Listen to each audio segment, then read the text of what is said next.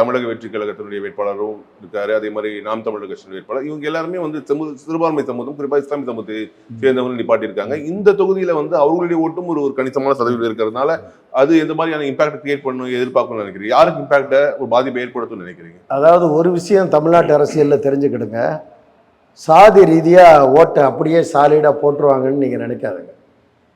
அதுக்கு ஒரு உதாரணம் சொல்லணும்னா 77 ஜிஆர் எட்மண்ட் திருநெல்வேலி எம்எல்ஏ ஆக்கினார், எம்ஜிஆர் நிறுத்தினார். ஜிஆர் எட்மண்ட் சார்ந்த மீனவர் சமுதாயம் திருநெல்வேலி எம்எல்ஏ தொகுதியில் 200 ஓட்டு கூட கிடையாது. ராஜேந்திர பாலாஜி ஒரு முறை எம்எல்ஏ ஆனார், மந்திரி ஆயிட்டார்.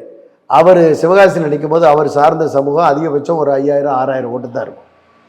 மக்கள் வந்து எந்த கட்சி என்ன கொள்கை எதுக்காக வேண்டி இவங்களுக்கு வாக்களிக்கணும்னு தான் நினைப்பாங்களே தவிர சாதியை பார்க்க மாட்டாங்க.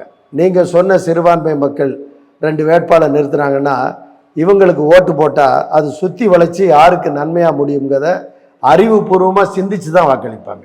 அதனால் உங்களுடைய கேள்விக்கு இங்கே வந்து அதுக்கு அவசியம் ஏற்படலை. நான் களத்தில் அதை பார்க்குறேன். நான் ஒன்றும் தான் தோன்றித்தனமாக உங்கள்கிட்ட பேசலை, ஃபீல்டில் நான் பார்க்குறேன். கிட்டத்தட்ட 1 லட்சம் 1.5 லட்சம் வாக்காளரை நான் சந்திச்சிருப்பேன். இதுதான் நிலைமை.